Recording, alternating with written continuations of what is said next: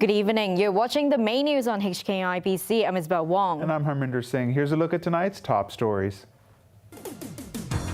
Development Secretary defends government decision to only redevelop part of Fanling Golf Course.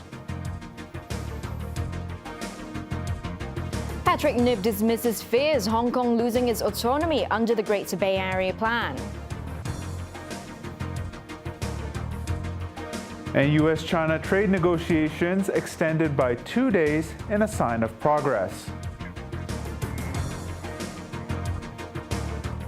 Development Secretary Michael Wong has defended the government's decision to only partially redevelop Fanling Golf Course for housing. He said it was impossible to make everyone happy as the government needed to strike a balance between sport development and the need for housing. Riley Chan reports.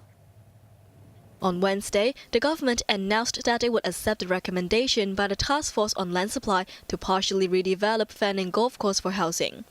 But the news did not please many members of the public who wanted the entire 172-hectare site redeveloped, not just 32 hectares. Development Secretary Michael Wong defended the decision on a radio program this morning. Fanling Golf Course has been making major contribution to sports development, golf development in Hong Kong. In terms of the extent of its openness, it's actually rather high.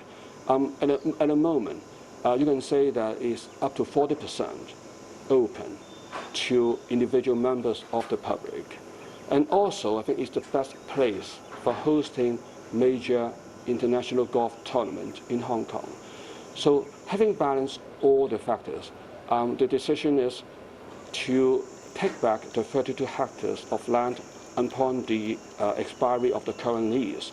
Golf fans slammed the government for sacrificing a world-class sporting venue. Wong said it was impossible to make everyone happy. There will be individual parties at either end of the spectrum who would not feel satisfied. I think right now, given that the decision has been made, the important point is to look ahead and to see what pragmatic issues need to be dealt with. The golf course's land lease expires next year in August. The government plans to give the operator a 3-year transition period before reclaiming the 32 hectares of the course to build around 4,600 flats. Riley Chan, HKIBC. Constitutional and Mainland Affairs Secretary Patrick Nip has dismissed fears of Hong Kong losing its autonomy under the Greater Bay Area plan. He said the plan would only happen under the one country, two systems principle. Yupina Ng reports. Hong Kong will be further integrated with the mainland through the Greater Bay Area plan, and it is raising concerns that the city's autonomy will be undermined. Critics also believe that Hong Kong played a passive role in the recently released blueprint, which they claimed was mainland dominated. 一定要喺一國兩制嘅框架之下呢，推展大灣區嘅發展。 Constitutional and Mainland Affairs Secretary Patrick Nip dismissed those fears on a radio program this morning. He said the Greater Bay Area would only happen under the one country, two systems principle. Although the blueprint gave directions to Hong Kong on how to help build a new metropolitan region, Nip said it was ultimately up to the SAR to decide how to implement the plan. He added that the plan gave Hong Kongers more choices by diversifying the city's economy, making room for innovation and offering residents more living space. The plan covers Hong Kong, Macau, and 9 cities from Guangdong, comprising of a population of 70 million people. The blueprint encourages Hong Kongers to seek work on the mainland. But certain questions remained, such as how those working on the mainland would be taxed. Nip admitted that he did not have an answer.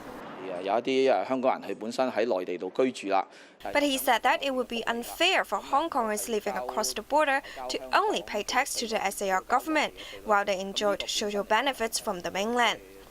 He said Hong Kong government would discuss the matter with the central government. When asked whether the plan would lead to a brain drain on the city, Nip said the outflow of talent was inevitable. Yupinam, HKIBC.